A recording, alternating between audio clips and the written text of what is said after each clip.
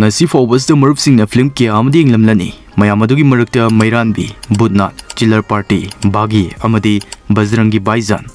Hariba film sing asida child artist Oina, Langlen, Bangkubaya, Zangya, Subu, Muni Amadi, Isan Awasti hariba angang sing asi yam namak popular Oikhiba Amadi, Matam aduda yam famous Oikhiba child artist singni. Mathakta panjakriba film sing asina release tawba matamdadi Makhoi se aikoina angang oina uba fangki. Adubu ngasidi Makhoigi Sakfham Kadouna oibage adom khanglabra. Sanglaba matam asi Makhoi Kadaida lolubage amadi ngasidi Kari karamba Phibhamda leibage adom khangningdabra. Matam amada star kid ching asigi acting da aikoi iyamba kaphankhibani. Amadi aikoigi thamoisu joy tawba ngamkhibani. Makhoina pisak pikningai aikoi pumnamakki emotion honganba ngamkhiba asinadi aikoina khangba ngammi madudi angangsing asi chawraklaga arai achamdi oiraroi haibasi. Marupsing video se soiduna interesting oini khalle aduna channel asibo subscribe tawsin biduna pukning thawgatpiyo haizari.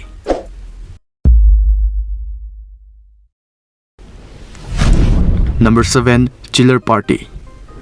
Marupsing masigi angang asi yengbiyo. Adomna Chiller Party yengkhrabo oirgadi ma khangdokpada rubo oiroi. Maramdi angang asini yam iconic oiba amadi yamna su nokningba dialogue ama haikhi. बोले तो बापू India का ओ भाई तो जिस अंग्रेजों की वाट लगा दी थी और इंडिया से तड़ी पार कर दिया था समझी क्या? Mahaki masigi yam innocent oibta natana style amaga loina haikhiba mahaki powerful oiba dialogue asina ayengba singi thamoi pelhanki. Angang asigi asingba ming Namanjen kawi. Chiller Party khak natana Salman Khan ga loina �ż𝐬𝐝 film da chota sohagi saktam da aikoin ubasu phangki. Amadi Bombay Talkies da Vicky gi saklon loduna so ek tawki. Chiller Party da mahak pisak pikna aikoin ugiba targa so ngasi din naman chahi kunga mari sure. Aduga mahak ngasi so web series amada work tawri. Web series asigi season mari amada so mahak saktam langkrabani. Amadi naman asi Hrithik Roshan ga loina Chris Ford aikoin ubasu fangadawri. Number 6 Kuch Kuch Hota Hai. Angang asi ningsing livra. Angang asina sanglaba film asigi manungda sumnatagi wahai pareng amakak haiduna yengliba mipung khuding mitlu pirang sinthan kibani. ती जा रहे हो?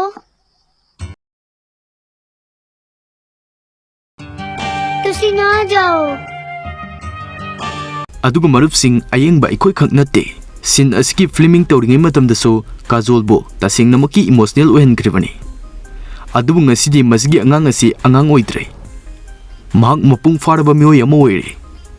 Mahak asingba ming Parjan Dastur kawi. Aduga mahak ngasidi chahi 32 sure. Angang oiringai matamda camera mangda leramba targa su ngasidi mahak behind camera da leire haibiyai.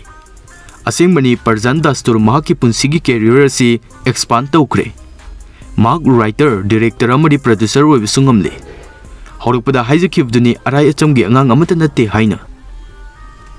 2017 da release tawgiba Pocket Mummy hariba short film asigi script Parjan Dastur masana ijabani. Masana produce tawjaki amadi film asigi lead actor so ma masana oiki.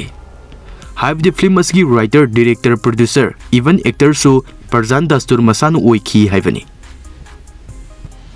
Number 5 Budnat. 2008 release tawkiba Budnat movie asi ayamana yengbiramlani. Film as the Bangkubaya hariba angang asigi role yam chawna yawi. Amadi dance yauna scene khuding top class oikribani. Film as the angang asi paratha yamna su pamna saki masimangna oibatai ngasidi mahak mapung faraba misak ama oire. Ngasidi angang asigi Sakfham asumna oiri. Mahaki asingba ming Aman Siddiqui kawi. Adugo mahaki sahina kunga manga sure. Adubu laibag thiribana Budnat film asigi matungda aman atopa film amatada uba fangidre. Ngasidi mahaki Instagram da mahaki art sing aikoi nuba fangi. Amadi amangi Instagram bio da ngasiso artist haina di leiri. Karamba makhalgi artist oini khanbage comment haibiramu. Number 4 Bagi. Bagi hariba film asda angang nupa macha ama yawi. Hoi Sabu hariba angang asibuni. Sabu hariba si mahaki asingba ming nate. Asingba ming Aryan Prajapati kawi. Ngasidi mahaki sahi 13 chure. Mahak Bagi khaknatna Juduwatu, Bharat, Lutkes, Hapuki Ultan Paltan, Amadi Badi Durse Aya He asina chingba TV show sing da so saktam langkraba misak amani. ngasisu Aryan acting tauri masiga loinana mahaki mahi masing tambadana hena focus piri adugu mahaksi social media da su active oiba mishak amani. Number 3 Tare Zamin Par Aikhoi Pumnamak pu kafan kiba angang amakhakni Ishan Awasthi ayeng basingbu mitlu pirang ihauhan kiba Tare Zamin Par harba film asda iconic oiba character amagi ek tauki. Ishan asi chumnagi character amakhak nate gyan losing ningthina loshin bangamdaba angang kyagidi khonjel oikiba mishak amakhakni. Tare Zamin Par nataba atopa project kya da sumhak ek tauki khudam oina Zokomonam the Midnight Children asina chingbani. Adubu marup sing Tare Zamin Par da mahakna lawkiba brilliant oiba Ishangi character asimadi namthaba ngamlaroidaba amakhakni. Ngasidi Ishangi Phibham asumna oire aduga mahak sahi 19 sure amadi hanadagi su hena smart oire. Ishangi asingba ming Darsil Safari kawi ngasisu mahak acting thadokthuri amadi ikui dringai release tawkiba Fule movie da Yaswan gi saklon lawduna film asda yauki.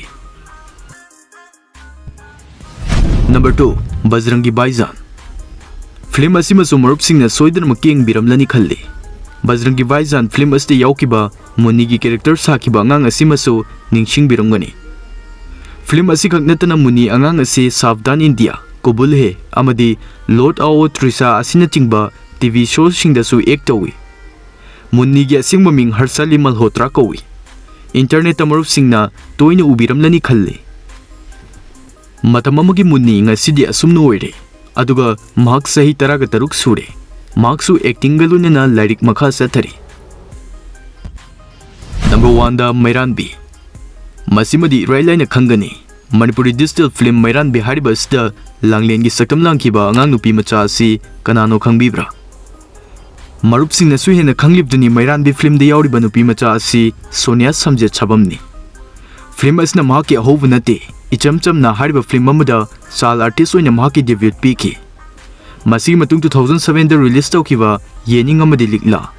2010 dana Mairanbi Thasi Thanau. 2011 da Sakthekpi asumna film kya ama kongki. Super hit oikiba film khara pallagadi Imoinu Koronganba asina chingbani.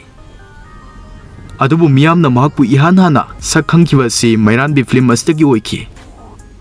Film asigi khwai fazaba scene comment haibiramo pin tawjage.